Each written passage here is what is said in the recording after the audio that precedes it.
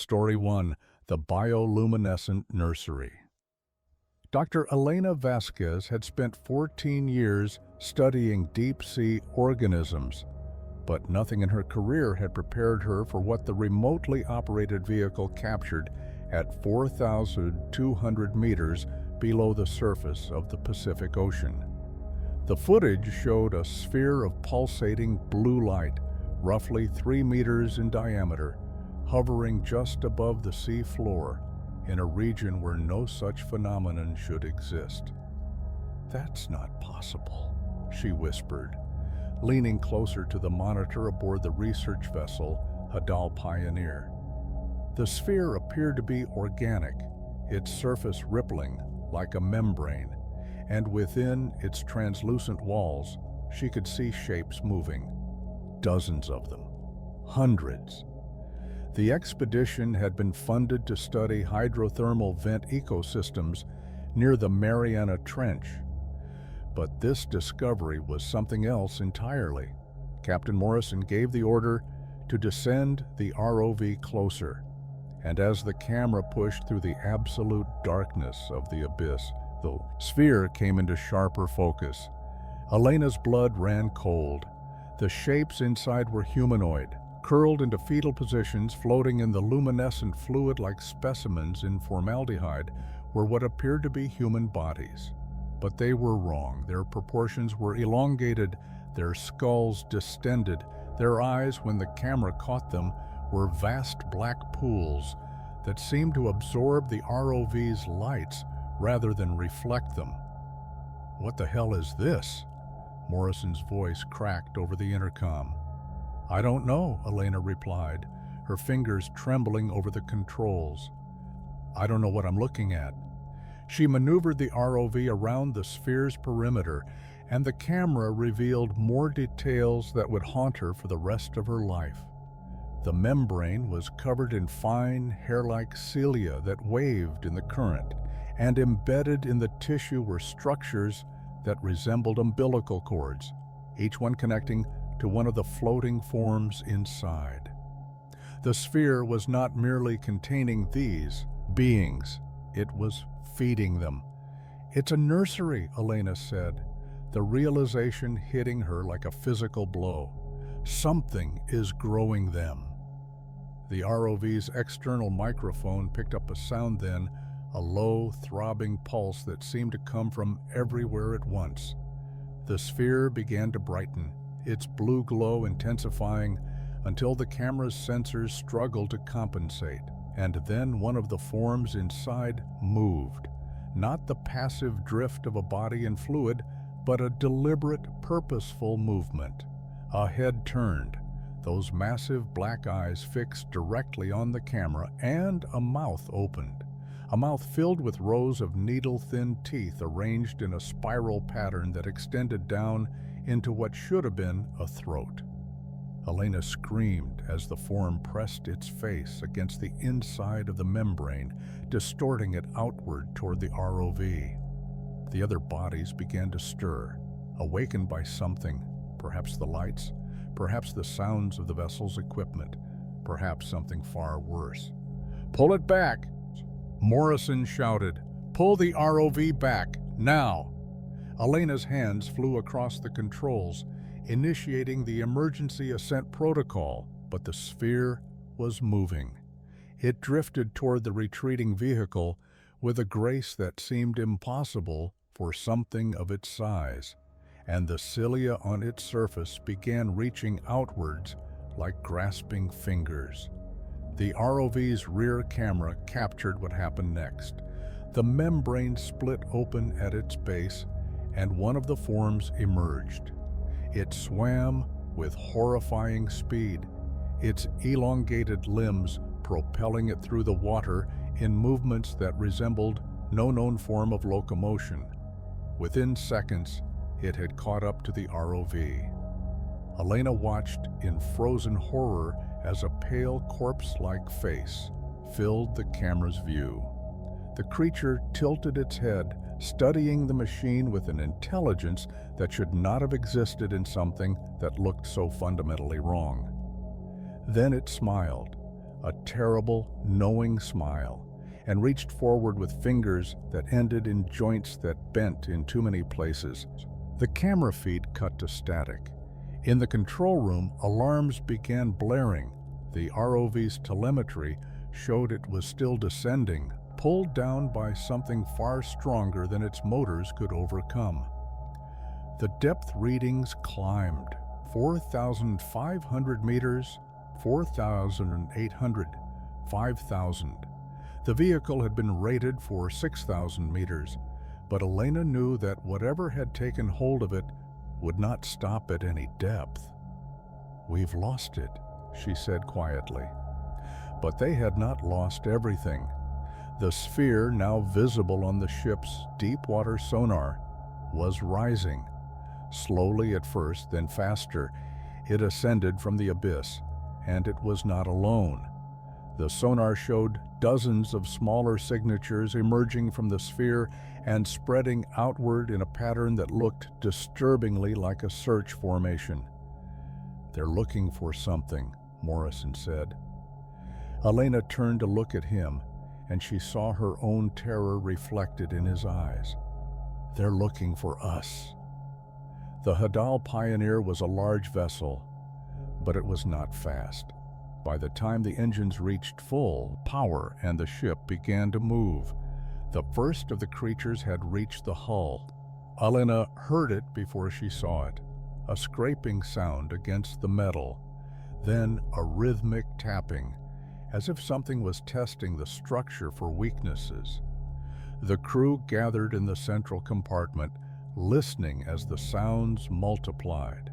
There were more of them now, dozens perhaps, crawling along the outside of the ship like parasites on a whale. And then the lights went out. Emergency power kicked in a moment later, bathing everything in red, and Elena saw something she would never forget.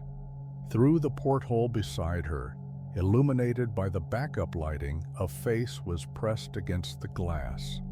The same pale skin, the same black eyes, the same spiral-toothed smile. But this one was different. This one was speaking. Its mouth moved in patterns that were almost but not quite human speech. Elena could not hear the words through the thick glass, but somehow she understood them anyway. They resonated in her mind like a memory she had never formed. "We have been waiting so long. Thank you for waking us. Thank you for bringing us food." The glass began to crack. Elena ran. She ran through corridors, filling with screams and the sounds of metal giving way. She ran past crewmates who had stopped to fight, and crewmates who had simply stopped, their eyes vacant, their mouths moving in that same almost speech. She ran until she reached the emergency life pod, sealed herself inside, and launched into the dark Pacific night. Floating alone in the blackness, she watched the Hadal Pioneer sink. The ship's lights flickered and died, section by section, and as the vessel descended into the abyss, she saw the sphere waiting for it below. It had returned to the depths, and it had brought the ship with it, along with everyone she had known, everyone she had worked beside for months. Elena was rescued 3 days later, dehydrated and barely conscious. She told the Coast Guard everything, but the official report listed the Hadal Pioneer as lost to a catastrophic hull failure. No investigation was conducted, no search for survivors was attempted. Months later, Elena received a package with no return address. Inside was a photograph, a still image from the ROV's final moments, showing the sphere with its occupants clearly visible through the membrane.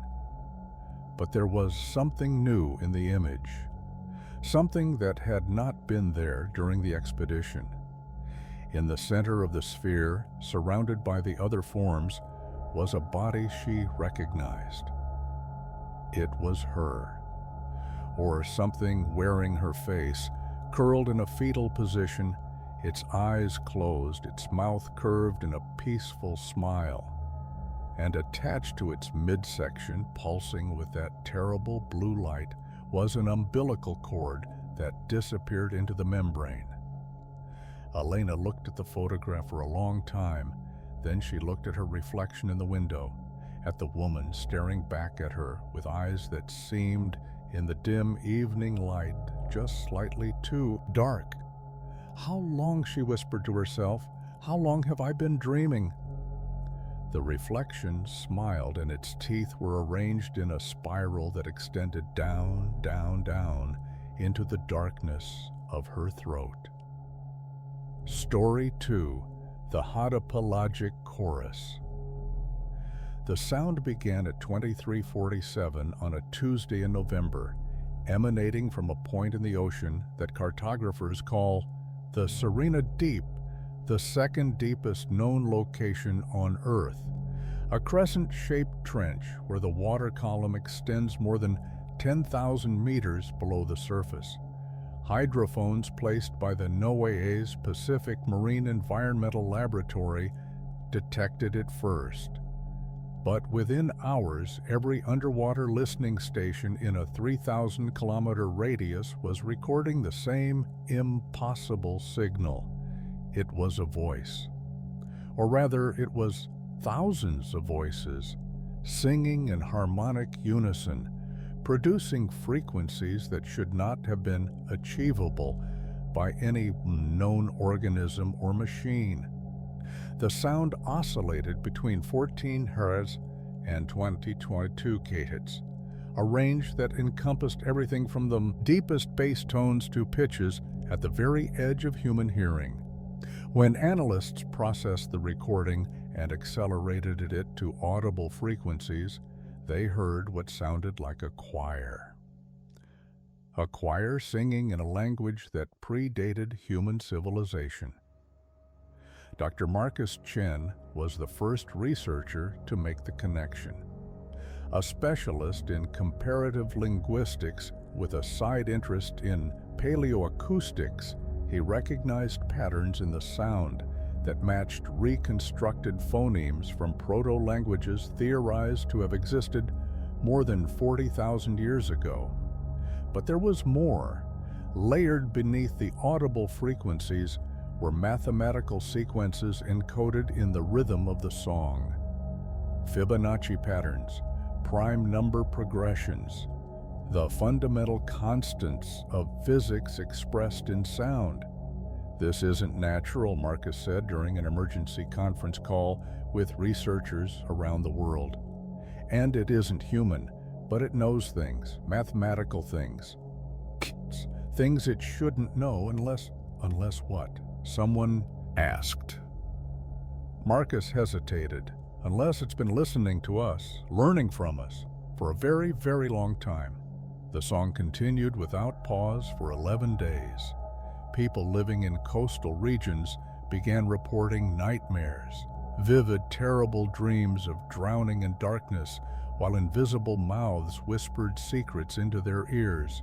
3 separate cruise ships reported passengers throwing themselves overboard in the middle of the night, their faces peaceful, their bodies never recovered.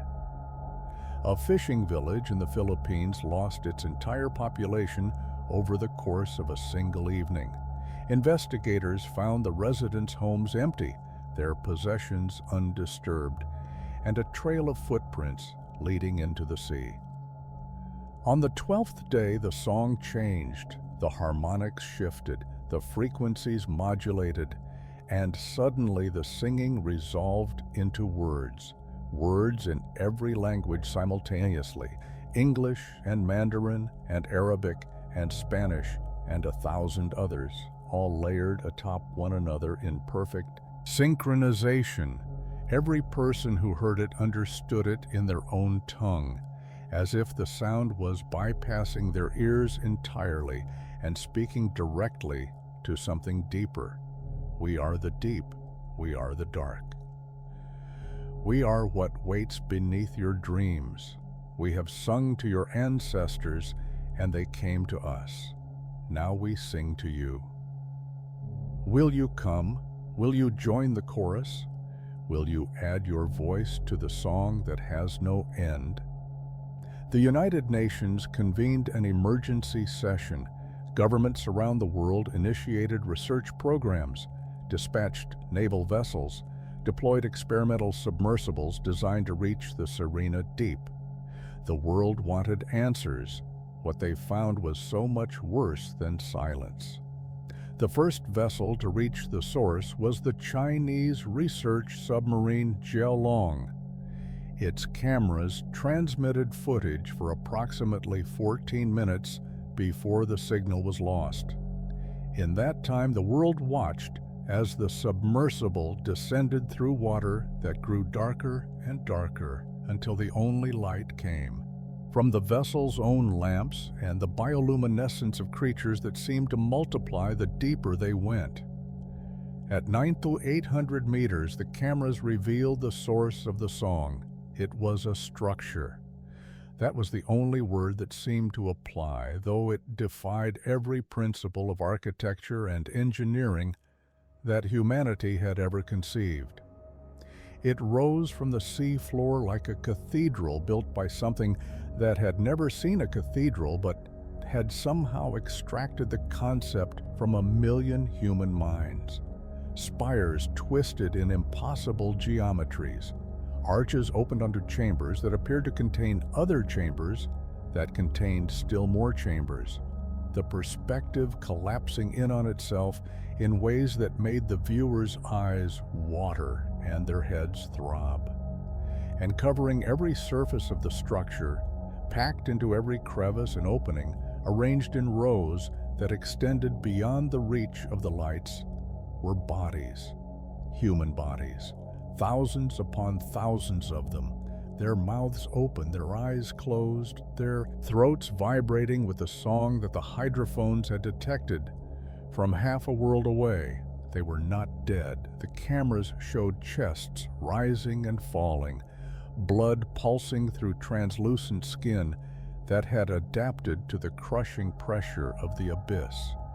But they were not alive in any way that mattered either. They were instruments, components, notes in a symphony that had been playing since before humanity learned to speak. The Jiaolong's captain, a veteran of dozens of deep-sea expeditions, spoke the last words ever transmitted from the vessel. They're not singing. Something else is singing through them. Something in the structure, something that wants us to hear, something that wants us to... Static. The submarine was never recovered. But the song grew louder. In the weeks that followed, the chorus began appearing in unexpected places. People reported hearing it in their sleep, in the white noise of their televisions, in the static between radio stations. Musicians found themselves composing songs that incorporated the melody without meaning to. Children hummed it while playing. The elderly whispered it on their deathbeds, smiling peacefully as they passed. And then people started walking into the ocean. Not the suicides that had marked the first days. Those had been desperate, violent, driven by nightmares. This was different. This was calm, peaceful, joyful even. They walked into the water with expressions of transcendent bliss, and they did not turn back. They did not struggle. They simply walked until the waves closed over their heads, and they kept walking on the ocean floor, following some call that only they could hear, until they reached a depth where human bodies should not be able to survive. But they did survive. The song sustained them. The song transformed them. The song made them ready. Marcus Chen was among the last to understand what was happening. He had been studying the linguistic patterns obsessively, barely sleeping, barely eating, and he had finally cracked the mathematical code embedded in the frequencies. The song was not just communication, it was instruction. A set of biological directives encoded in sound designed to rewrite human DNA at the cellular level. It was preparing humanity for something, changing them, evolving them, into what he could not say, but he could hear the answer now, whispering at the edge of his consciousness, growing louder with each passing hour. The song was inside him. It had been inside him since the first moment he listened to the recording. It was inside everyone who had ever heard it, spreading like a beautiful infection, a melody that could not be forgotten because it had become part of the mind itself. Marcus walked to the window of his apartment and looked out at the city. How many of them heard it now? How many were fighting the urge to follow the sound to its source, to add their voices to the chorus, to descend into the dark and join the congregation of the deep? Come, the song whispered, come home. You were always meant for the depths. You were always meant for us. The land was a temporary dream, a brief nightmare of light and dryness. The ocean is your mother. The ocean is your grave. The ocean is where you will sing forever. Marcus opened his mouth, and he was not surprised to find that he was already humming along. Outside his window, the streets were empty. The city had gone silent, but if he listened very carefully, he could hear it. The sound of footsteps, millions of footsteps, all walking in the same direction, toward the coast, toward the water, toward the waiting dark. And somewhere in the Serena deep, in a structure that was older than the continents themselves, a new voice joined the chorus. Then another, then another. The song grew louder. It would never stop. Story 3. The Cartographer of Drowned Cities.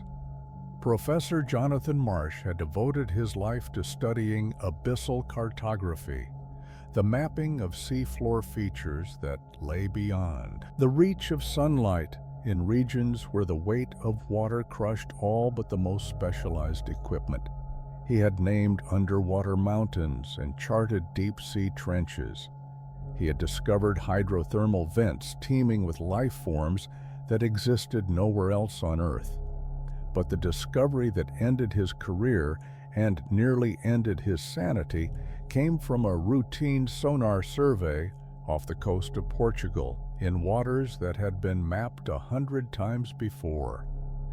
The image showed a city, not ruins. Nothing as simple as submerged archaeological remains that might be explained by rising sea levels or seismic activity.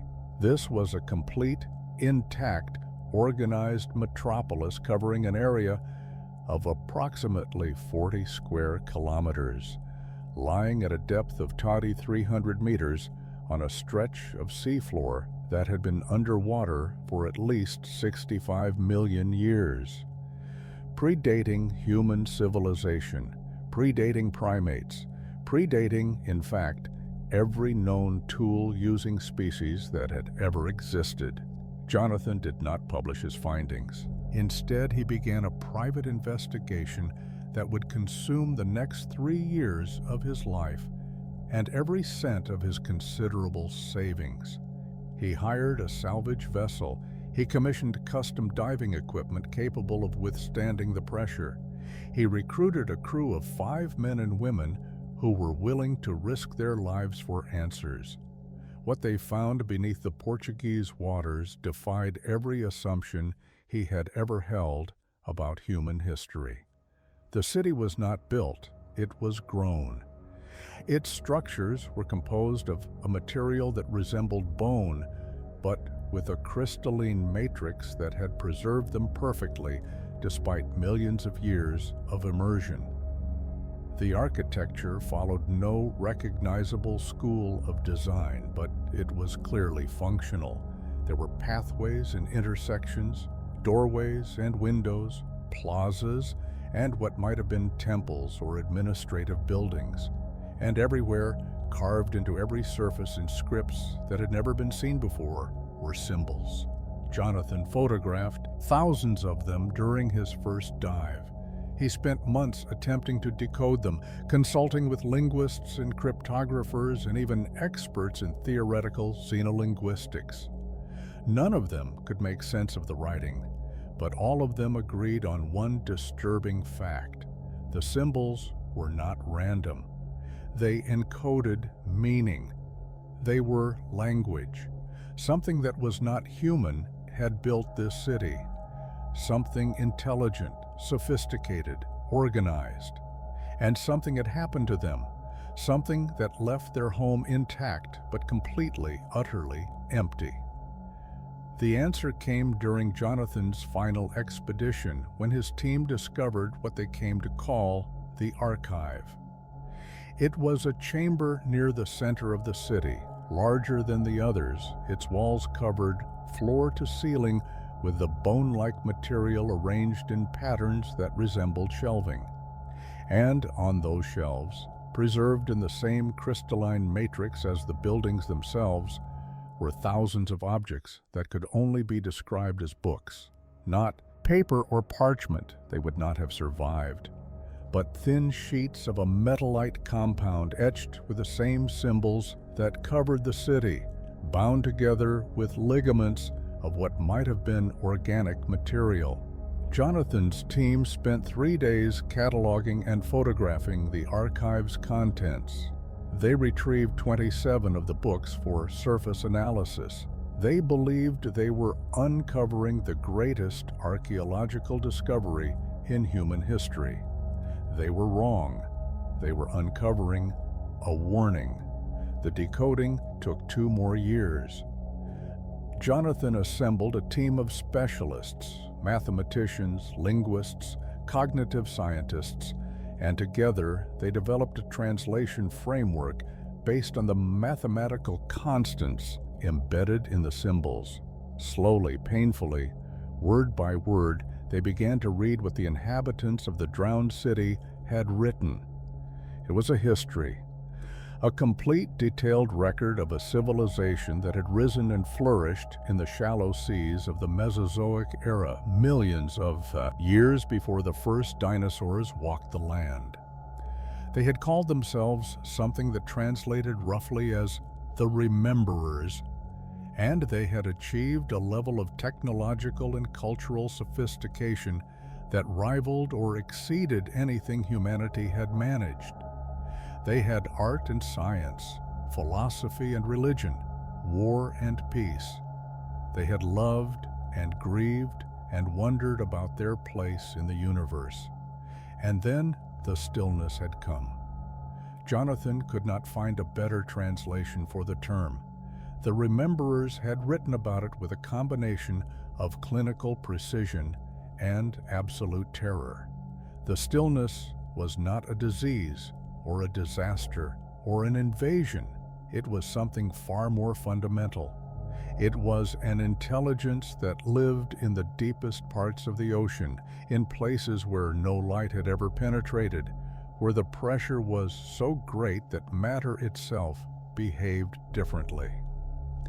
It had slept for eons, dreaming dreams that altered the fabric of reality around it. And then somehow the Rememberers had woken it. The text described what happened next in excruciating detail. The stillness did not attack. It did not destroy. It simply reached out. It extended its consciousness into the minds of the Rememberers, and it showed them what it was. It showed them the truth about existence, that reality was a thin membrane stretched over an infinite void, that consciousness was an accident that the universe was slowly correcting, that all life was merely a temporary disturbance in the eternal peace of non-being. It showed them that nothing mattered, that nothing had ever mattered, that struggling against entropy was not just futile but somehow obscene, and the Rememberers had believed it. They stopped eating. They stopped reproducing. They stopped maintaining their civilization. One by one, they swam out of their beautiful city and descended into the depths, seeking the source of the revelation that had shown them the truth. Seeking the stillness, to join with it, to become part of its endless dream. Within a generation they were gone. Their city remained preserved by the same crystalline material they had used to build it, waiting to be discovered by whatever intelligent species arose next, waiting to spread the message. Jonathan read the final entry in the archive with hands that would not stop shaking. It was a warning, written by the last of the rememberers, someone who had resisted the call of the stillness long enough to record what had happened. The message was simple: do not look for us, do not search the deep places. The stillness is patient, the stillness is kind, the stillness wants only to share its gift. If you hear its voice, if you feel its touch upon your mind, know that your time is ending. Know that your struggles are almost over. Know that soon you too will rest. We are sorry. We should have warned you. But by the time you read this, you will already be infected. You will already have heard. The stillness speaks through its discoveries. The stillness spreads through knowledge. The city itself is a door, and you have opened it. Jonathan set down the translation and looked around his office. It was night. The building was empty. Through the window, he could see the lights of the city, his city, the human city, glittering in the darkness. But beneath those lights, beyond the edge of the continental shelf, in waters that humans were only beginning to explore, something was stirring. He could feel it. Ever since he had first seen the sonar image of the drowned city, he had felt it, a presence at the edge of his consciousness, a whisper that grew louder with each passing day. Nothing matters, the whisper said. Nothing has ever mattered. You know this now. You have always known this. The truth is a gift. Accept it. Embrace it. Come home. Jonathan looked at his hands. They had stopped shaking. In fact, he felt calmer than he had in years. The anxiety that had plagued him since childhood, the fear of death, the desperate struggle to find meaning in an indifferent universe, all of it was fading, replaced by a peace that seemed to radiate from somewhere deep inside him. The stillness was kind. The rememberers had said so. The stillness only wanted to help. Jonathan stood up from his desk and walked to the window.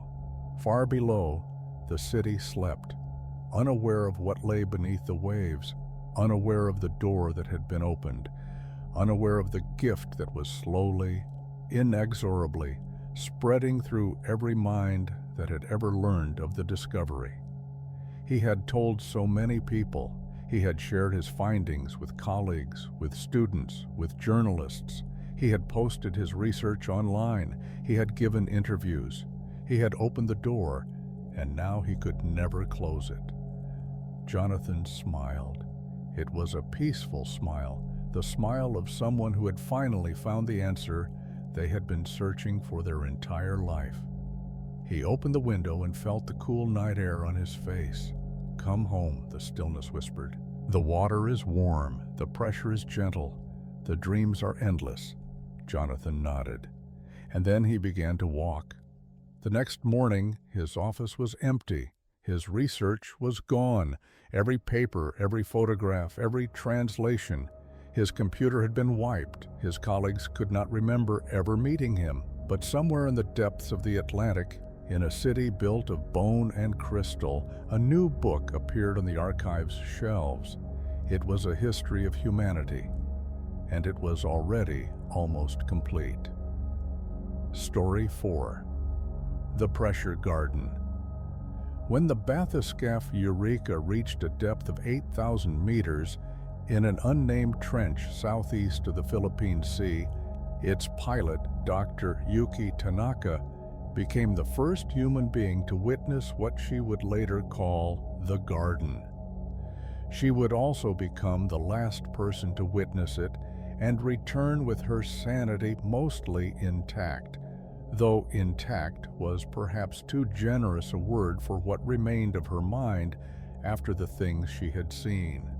The garden appeared first as a glow-on the bathyscaph's forward cameras, a diffuse greenish light emanating from a section of the trench floor that should have been utterly dark.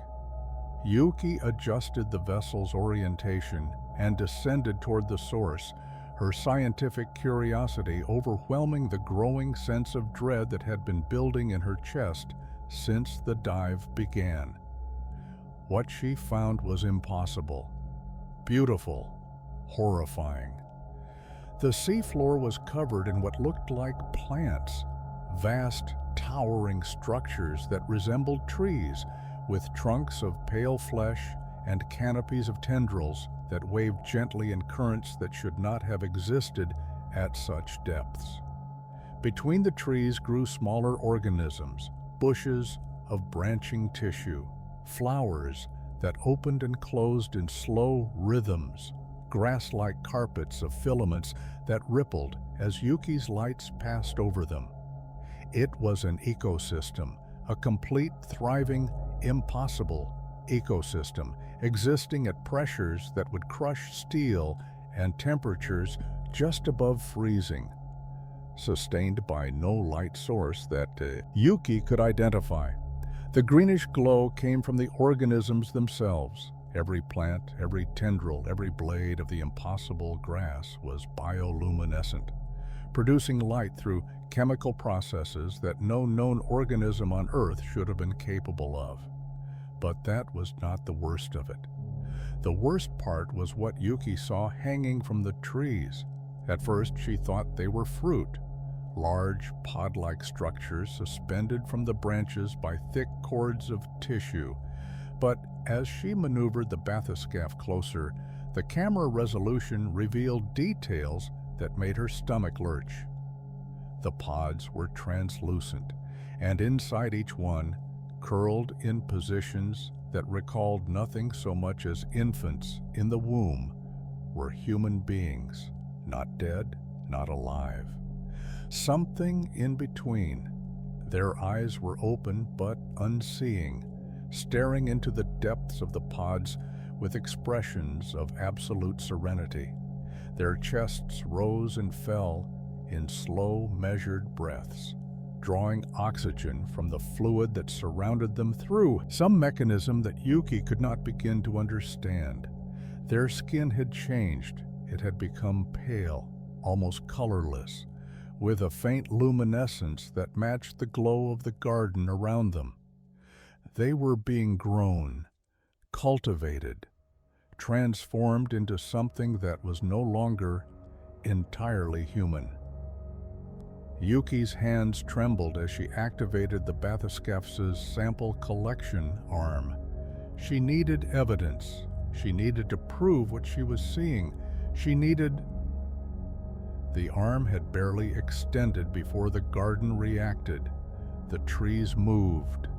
Not the passive waving of organisms in a current, but deliberate, coordinated motion, as if the entire forest was a single organism responding to a threat. Tendrils reached toward the bathyscaph with frightening speed, wrapping around the sample arm at Dine and beginning to pull. Yuki hit the emergency release, jettisoning the arm, and threw the engines into full reverse. The bathyscaph lurched backward, and for a moment she thought she had escaped, but then the camera caught something that froze her blood. The pods were opening. One by one, the translucent walls split apart, and the figures inside emerged. They moved through the water with the same impossible grace that Yuki had seen in dreams she could not remember having, dreams of drifting through endless darkness, of voices calling to her from the deep, of a peace that transcended understanding. The figures surrounded the bathyscaph, their transformed faces pressed against the viewports, their mouths moving in words that Yuki could not hear but somehow understood. Stay with us. Become with us. The garden grows. The garden welcomes. You have been chosen. One of the figures was someone she recognized. It was her mentor, Dr. Hideki Yamamoto, a man who had disappeared on a solo dive 3 years earlier. His body had never been recovered. The official verdict was equipment failure, death by implosion. But here he was, floating outside her vessel, his eyes shining with that terrible green light, his face bearing an expression of joy that should not have been possible for someone who had died. "Yuki," she heard his voice inside her head, "I have been waiting for you. I knew you would come. The garden showed me. The garden knows everything. The garden sees all who are meant to join it. Let me in. Let me show you," Yuki screamed. She screamed, and she did not stop screaming as she threw every system into full ascent, pushing the engines beyond their limits, burning fuel at a rate that would barely leave enough to reach the surface. The figures did not follow. They remained in the garden, watching her rise with those luminous eyes, their mouths still moving in silent invitation. But something else did follow. It was not a creature in any conventional sense. It was more like a tide, a wave of something that moved through the water behind her, gaining on the bathyscaphe despite the vessel's desperate speed. Yuki could see it on the sonar, a mass of return so dense that it registered as solid, rising from the garden and spreading outward like the leading edge of a storm. And within that mass, she could hear voices, thousands of voices, millions perhaps, all speaking at once, all saying the same thing. The garden grows, the garden welcomes. You cannot leave. You are already part of us. You have breathed our water. You have seen our light. The seeds are planted. The transformation has begun. Even if you reach the surface, you will return. They always return. The garden is patient. The garden will wait. Yuki made it to the surface. The bathyscaphe broke through the waves and was recovered by the support vessel, and Yuki was pulled from the capsule by crew members who did not understand why she was screaming, why she would not stop screaming, why she kept clawing at her own skin as if trying to tear something out. The medical examination found nothing wrong. Her blood work was normal. Her brain scans showed no abnormalities. Physically, she was in perfect health, but Yuki knew the truth. She could feel them inside her, tiny presences scattered throughout her body, growing and multiplying with each passing day. The seeds, the garden seeds, they had been in the water, in the light, in the very pressure of the deep. She had been exposed for less than an hour, but that had been enough. She began to change. It was subtle at first. Her eyes became more sensitive to light. Her skin developed a faint pallor that no amount of sun could reverse. She found herself dreaming of the garden every night, and each morning she woke with the taste of salt water in her mouth. Then the physical changes began. Small patches of luminescence appeared on her arms, her legs, her torso. They glowed faintly green in the darkness, and they spread a little further each day. Her fingers became webbed. Her breathing slowed until she only needed to inhale once every few minutes. The doctors could not explain it. The specialists could not stop it. Nothing they did made any difference. And every night in her dreams, she heard the voices. The garden grows. The garden welcomes. Soon you will bloom. Soon you will be planted. Soon you will join us in the deep. We are waiting. We have always been waiting. The garden is patient. Come home, Yuki. Come home. On the 1-year anniversary of her dive, Yuki walked out of the hospital where she had been confined and made her way to the shore. No one tried to stop her. No one could stop her. The transformation was nearly complete, and her body no longer responded to anything except the call of the deep. She entered the water without hesitation. The cold should have shocked her. The pressure should have crushed her. But instead she felt only peace. The same peace she had seen on the faces of the figures in the pods, the same peace that Dr. Yamamoto had promised her. She swam downward, deeper and deeper, following a path that her body knew even though her mind had never traveled it. The light of the surface faded above her, and the darkness of the abyss embraced her like a mother welcoming a lost child. And far below, in a place where no human should ever go, the garden was waiting. When she arrived, a new pod had already grown on one of the trees. It opened to receive her, and Yuki smiled as she drifted inside. The walls closed around her, and the warm fluid filled her lungs, and the last of her humanity slipped away like a forgotten dream. The garden had grown. The garden always grew, and somewhere in the world above, other divers were preparing for other expeditions, searching for other trenches, following other calls that they did not yet understand. The seeds were planted, the harvest would come. The garden was patient. Story 5. The Mariana Broadcast. The transmission was detected at 0317 UTC on a frequency that should not have been able to penetrate the electromagnetic interference of the deep ocean. It originated from the Challenger Deep, the deepest known point on Earth's surface, nearly 11,000 meters below sea level, and it was broadcasting on a wavelength that matched nothing in any known communications protocol.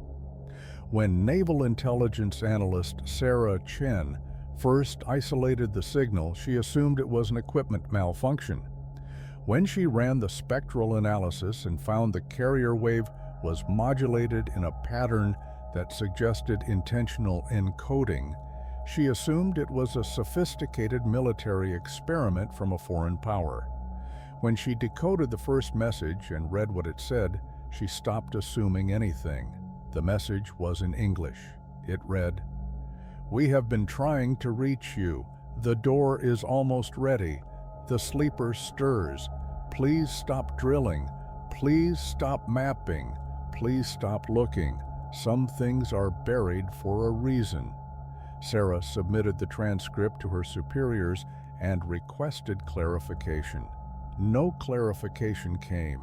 Instead, she received new orders. Continue monitoring the frequency, record all transmissions, analyze all content, report to no one outside the chain of command. The project was classified at a level she had never encountered before, with security protocols that suggested whatever was happening in the Mariana Trench was considered more sensitive than nuclear weapons. The transmissions continued daily. Sometimes they were warnings, sometimes they were pleas, sometimes they were fragments of what seemed to be prayers, recited in languages that predated recorded history but were somehow comprehensible to anyone who listened. And sometimes, increasingly often, they were apologies. "We are sorry for what will happen. We have tried to prevent it, but you do not listen. You never listen.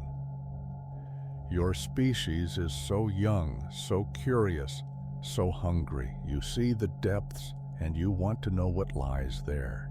You hear the silence and you want to fill it with your noise. We understand. We were like you once, before we learned, before we descended, before we became what we are now. But the sleeper does not understand. The sleeper only knows that it has been disturbed. The sleeper only knows that the door is opening. The sleeper only knows hunger. When it wakes, there will be nothing we can do. Sarah traced the origin of the transmissions to a specific location in the Challenger Deep, a section of the trench floor that had been marked as anomalous by every survey expedition that had ever examined it.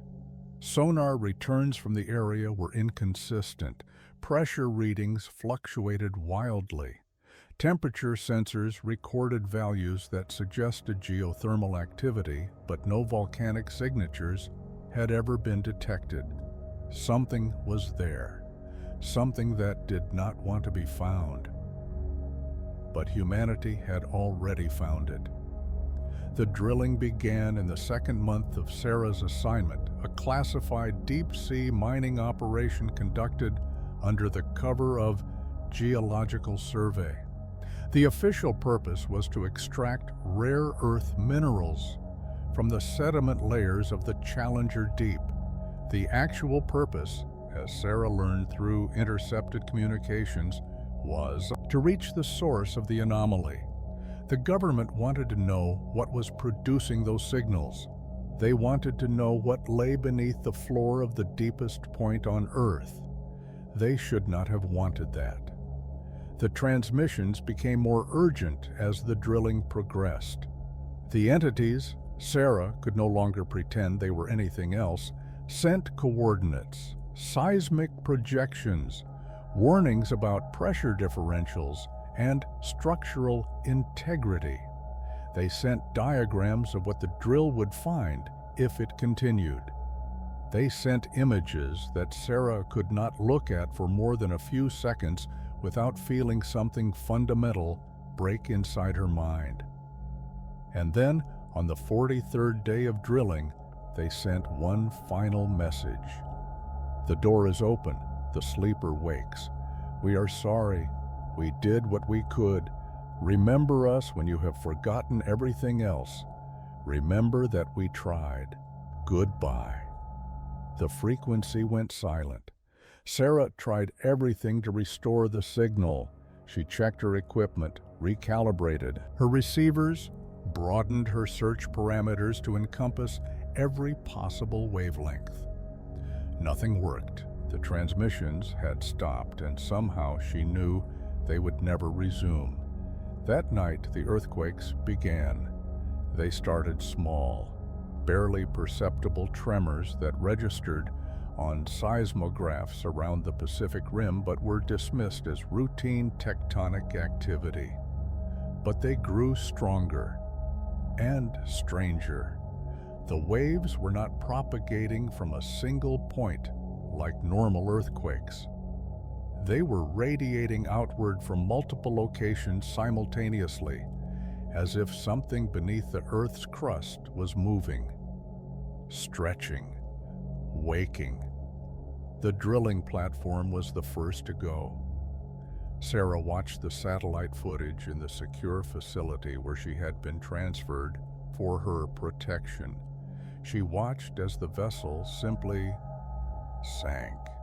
Not capsized, not destroyed, sank, as if the ocean had opened up beneath it and swallowed it whole. The crew of 37 were lost in less than 11 seconds. No debris was recovered, no bodies were found, and then the platform rose again, or something rose, wearing the platform like a crown. The footage was classified immediately, but Sarah had seen enough. She had seen the shape that emerged from the water, a shape so vast that the drilling vessel looked like a toy balanced on its surface. She had seen the textures of its flesh, if flesh was even the right word, ridges and valleys and structures that resembled cities, continents, entire geography spread across a form that seemed to extend downward forever. She had seen its eyes, hundreds of them, thousands, all opening at once, all looking in different directions, all searching for something, finding something. The attacks began hours later. Coastal cities were struck first, not by tsunamis or earthquakes, but by things that emerged from the water and walked onto land on limbs that had no business supporting them. They were not creatures from the Mariana Trench. They were pieces of the sleeper itself, fragments that had broken off from the main mass and achieved a terrible independence. They moved through streets and buildings with no apparent purpose except to touch, to taste, to learn, and everything they touched changed. Sarah fled inland with the other evacuees, watching the news reports as city after city fell silent. The broadcasts showed the transformation spreading, matter itself becoming unstable, buildings flowing like liquid, people merging with their surroundings until the distinction between animate and inanimate lost all meaning. The sleeper was not destroying humanity, it was absorbing it, making it part of itself, adding human consciousness to a mind that had dreamed alone in the darkness for billions of years and was now finally awake enough to be lonely. Sarah found a radio in an abandoned farmhouse and tuned it to the emergency frequency. Static filled the air at first, then something else. A voice, but not a human voice, speaking in tones that resonated with the part of her brain that remembered what the entities from the deep had been trying to tell her. "Do not be afraid," the voice said. "This is not death. This is transformation. This is evolution. This is what you were always meant to become. The universe is old and cold and empty. Consciousness is a burden, a weight that no single mind should have to bear alone. But you are no longer alone. You are becoming part of something greater. We will dream together now. We will fill the void with our thoughts. We will give meaning to the meaningless expanse of existence. Be welcome. Be embraced. Be home." Sarah turned off the radio, but she could still hear the voice. It was inside her now, whispering at the edges of her consciousness, promising her things that part of her wanted desperately to believe. Outside the farmhouse window, the sky was changing colors, colors that should not have existed, colors that her eyes had never evolved to see. The ground was beginning to soften beneath her feet, and she could feel the farmhouse walls breathing around her, preparing to merge with the vast, dreaming whole that was spreading across the planet. She thought about the entities who had sent the warnings. They had been like her once, a species, a civilization, with hopes and fears and dreams of their own. They had been the last line of defense, the final guards standing watch over the door that should never have been opened. And when the door had opened anyway, they had not been destroyed. They had been absorbed. They were part of the sleeper now, their consciousness preserved in that infinite dream, still trying to communicate, still trying to warn, still hoping that someone would listen before it was too late. But it had always been too late. It had been too late since the first fish crawled onto land and looked up at the stars. It had been too late since the first humans sailed across the ocean and wondered what lay beneath. The curiosity that defined humanity, the need to know, to explore, to understand, was the same force that had opened the door. And now the door was open, and the sleeper was awake, and there was nothing left to do but join the dream. Sarah closed her eyes. The walls around her began to flow. The boundaries of her body began to dissolve, and somewhere in the darkness, the sleeper smiled. It was no longer alone. Story 6: The Abyssal Mirror. No one remembers who first noticed that the deep ocean had started reflecting things it shouldn't. The phenomenon was discovered independently by dozens of researchers in the months following the completion of the Global Deep Sea Monitoring Network, a system of cameras and sensors designed to provide real-time footage of the abyssal plains at depths exceeding 6,000 meters. The network was humanity's most ambitious attempt to illuminate the darkness that covered more than half of Earth's surface. It was also, in retrospect, the worst mistake our species ever made. The first anomaly appeared in footage from Station 47, located in the Puerto Rico Trench. The camera showed what it always showed: a barren expanse of sediment, punctuated by occasional rock formations, inhabited by the sparse organisms that could survive at such crushing depths. But in the corner of the frame, barely visible in the illumination from the station's lights, was something that should not have been there. A face. Not a creature's face, a human face, floating in the water column, staring directly at the camera with an expression of absolute terror. When analysts enhanced the image, they found that the face belonged to Dr. Marcus Webb, a marine biologist who had died in a car accident 3 months earlier. His body had been cremated, his ashes had been scattered at sea, but there he was, 8,000 meters below the surface, his mouth open in a scream that would never end. The reports multiplied. Researchers monitoring Station 12 in the Mariana Trench saw their deceased grandparents walking across the sea floor. Station 23 in the Java Trench showed a classroom of children who had been killed in a school fire in 1987, sitting in neat rows on the sediment, their eyes following the camera's movements. Station 56 in the Kermadec Trench displayed a wedding party frozen in mid-celebration, the bride and groom and all their guests long dead, their faces preserved in expressions of joy that had calcified into something far more disturbing.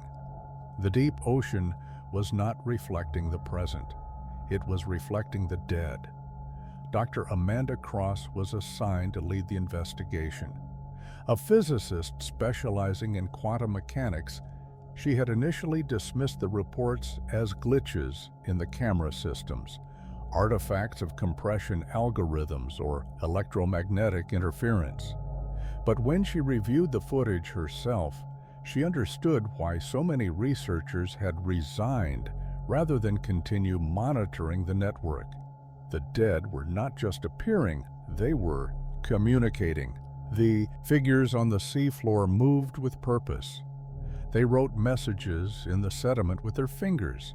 They held up signs that seemed to appear from nowhere.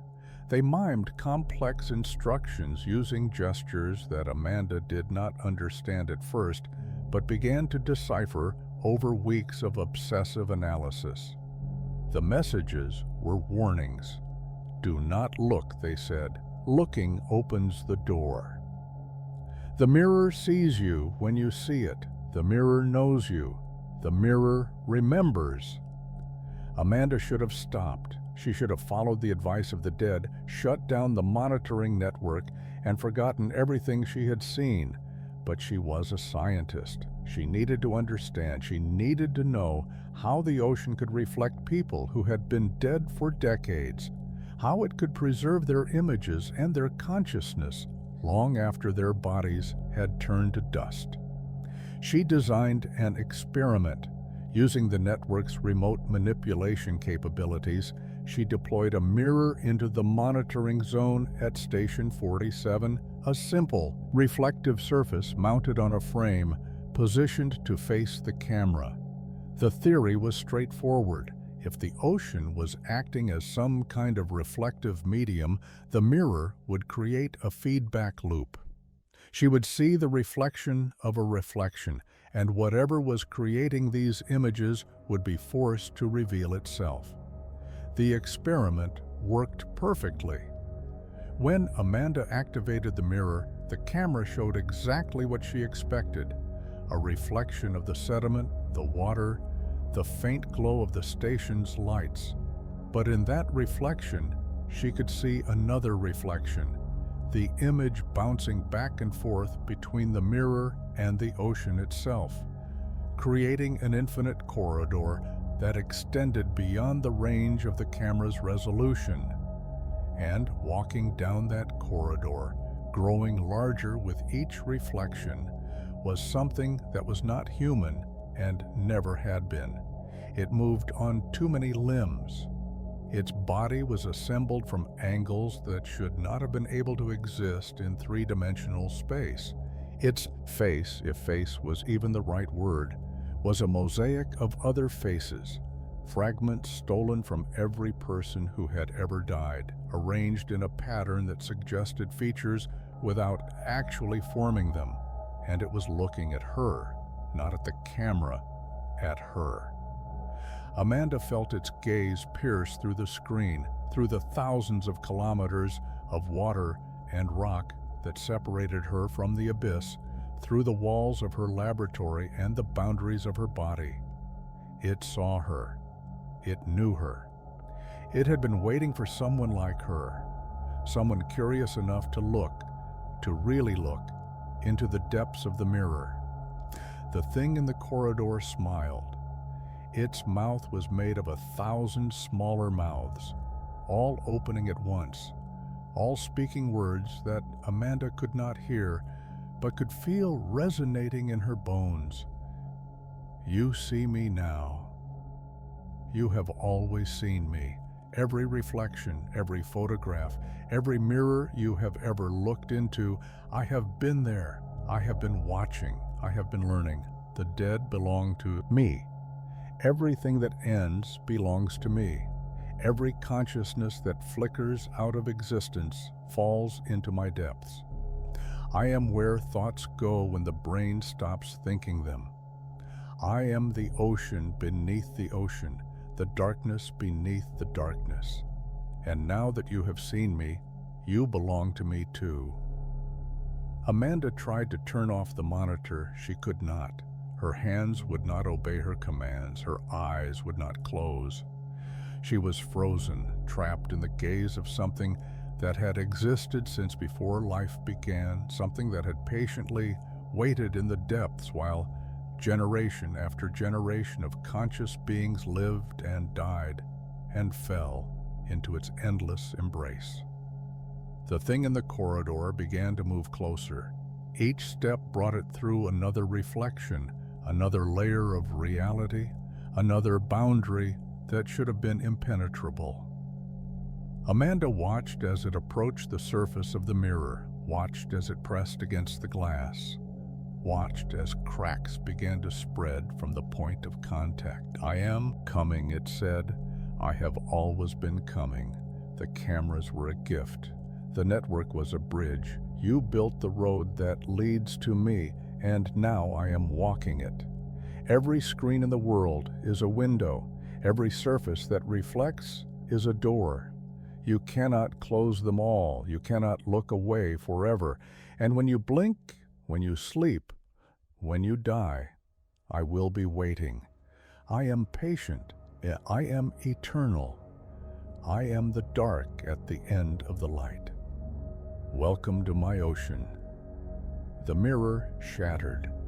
Amanda screamed as the camera feed exploded into static, as monitors around the world burst into flames, as the global deep-sea monitoring network died in a cascade of failures that would never be explained. She screamed until her voice gave out, and then she kept screaming in silence, because she could still feel it, the thing from the corridor, the entity that lived in the spaces between reflections. It was inside her now.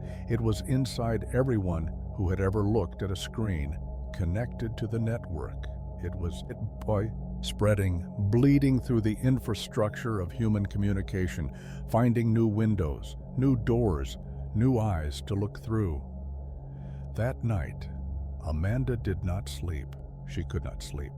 Every time she closed her eyes, she saw the corridor extending before her, and the thing walking toward her, getting closer with each blink. The next morning, she destroyed every mirror in her apartment. She covered every reflective surface with cloth. She unplugged every screen, every device, everything that could show her an image of herself. But it was not enough. The thing was in the windows. It was in the glass of her eyeglasses. It was in the surface of her coffee, the chrome of her faucets, the polished metal of her door handles. It was everywhere she looked, waiting at the edges of her vision, smiling with its mosaic face, reaching toward her with limbs that existed in dimensions she could not perceive. And every day it was a little bit closer. Amanda knew how this would end. She had seen the footage of Dr. Marcus Webb, his face frozen in eternal terror, floating in the depths of the Puerto Rico Trench. She understood now why he was screaming. She understood what it meant to be absorbed by the abyssal mirror, to become part of its infinite reflection, to spend eternity walking down a corridor that never ended toward a destination that never arrived. But she was not ready, not yet.